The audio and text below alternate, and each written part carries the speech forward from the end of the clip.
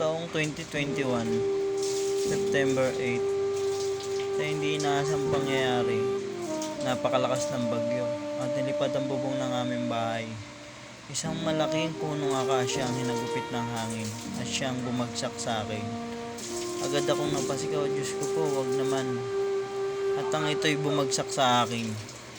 Akala ko katapusan ko na dahil nawalan po ako ng malay. Ngunit nang ako'y magising, napakarami ng tao sa paligid ko. Maswerte po akong motor ko lang po ang na-damage, pero naipit po ang aking mga paa. At nang aming ipa-x-ray, niwala man lang po itong galos. Kahit isa po sa aking mga binti ay walang nabali. Kaya po malaking pasasalamat ko sa Diyos at sa motor ko na siyang nagligtas ng buhay ko. Kaya hindi ko po siya basta-basta pwedeng maibenta. Kaya kahit nasira siya, tinayos ko pa rin at na-stock siya. Ngayon po, aayusin ko siya para po papasalamat sa kanya sa pangyayari nangyari sa amin noon. Ito na po yung motor. Nakasama ko na bagsakan ng puno. Honda 125 po ito, TMX Alpha. Model 2020. Bali, kulang isang taon din ko naka-stock dito. Papaandarin ko na siya kasi para hindi na i-stock na. Pero sa mga ganito na i-stock ko na mga ganong katagal, ang pinaka susuriin lang po natin dito ay kung nagpa-function pa ba yung gas niya sa karburador at saka yung kanyang kuryente. Kasi sa mga ganito pong motor, madali lang itong ayusin. Hindi po kagaya ng mga matic.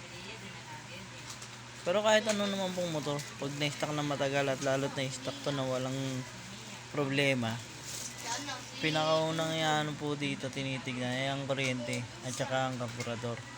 Bago po kayo magpalit ng kung ano-ano, syempre kailangan po meron kayong tester. Pero sa kaso po ng motor ko na ito, hindi ko na po gagamitan to ng tester kasi sigurado naman po ako na aandar ito sa pamamagitan lang ng mga simpleng paraan. Tara, samahan nyo ako, ayusin natin ang motor na ito na nagsalba ng aking buhay. Para rin po matuto yung mga hindi po marunong dyan, sa konti ko po nalalaman na i-share ko sa inyo. Tara. Ayan, sinusiyan na muna natin. Tapos sisipain natin siya. Kickstart na po kasi itong motor na to. Wala na siyang battery. Tira na ang battery niya. Itlog. Yan yung sisipain muna po natin. Ayan po, ayaw niya mandar. So, tatanggalin muna natin yung spark plug para ma-check natin kung meron siyang kuryente. Ayan, tinatanggal na natin. Siyempre kailangan may pantanggal kayo ng spark plug para hindi kayo mahirapan. So, pag may kuryente ito, tsaka under na to. Yan, natanggal na natin spark plug. Okay na okay pa po ito kasi bago pa po ito. Bago to na-stock na ilagay ko. Sasalpak natin siya ulit doon sa may spark plug. Ang gamit ko nga po pala dito ay NGK na spark plug. Kasi po ang NGK po, matagal po mapudpud ang dulo niyan. Kaya napakaganda pong gamitin yan. So, ganito lang po ang pagtetest ng kuryente. Itututok nyo lang pong ganyan sa bakal ng motor. Tapos, i-kickstart nyo po.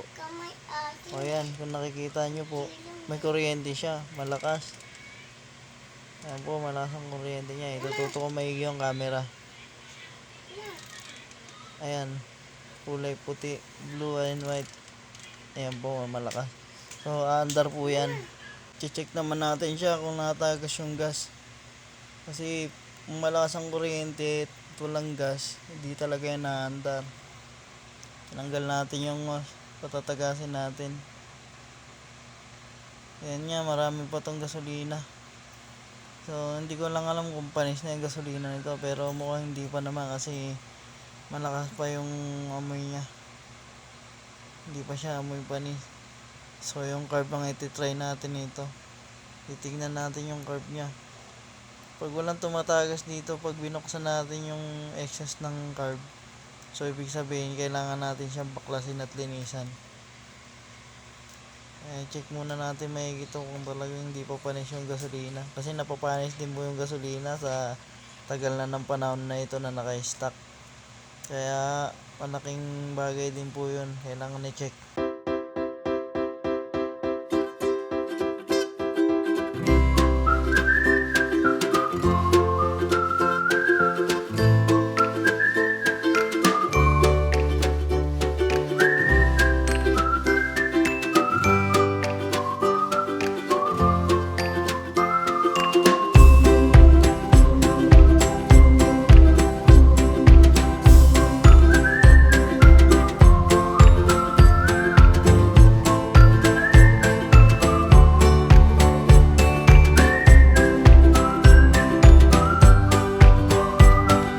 Natanggal na natin yung karburador, kailangan naman natin buksan ito. Ayan, nakaready na yung panghugas natin. Ito na yung karburador natin. Natanggalin natin yung 3 tornilyo sa baba, pero dahan-dahan kayo sa pagpihit ng Phillips screw, kasi baka lost thread yung tornilyo.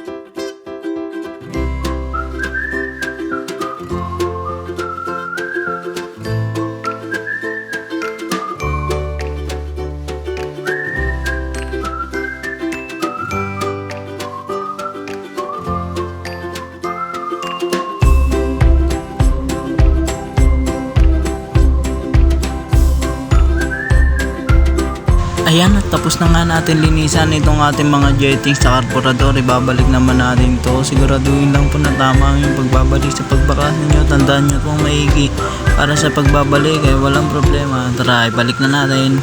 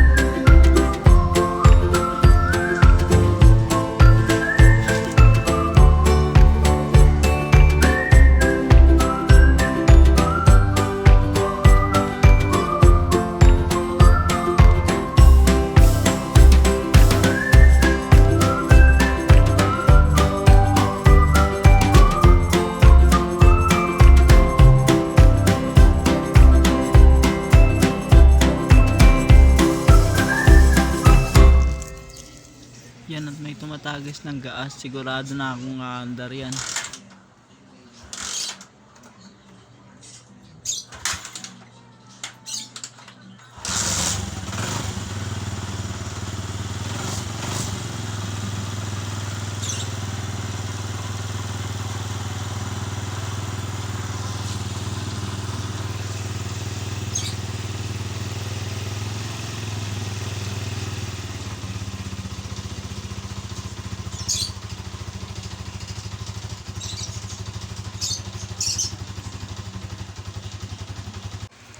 Yan mga kasipag at napandar na natin. Shoutout po pala sa DCR Toda, sa lahat ng member at saka sa mga board dyan.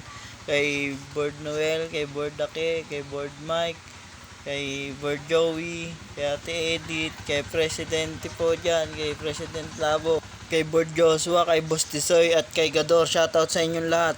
Araw-araw sipag lang, sipag lang, hayaan mo silang sa'yo'y humahad lang.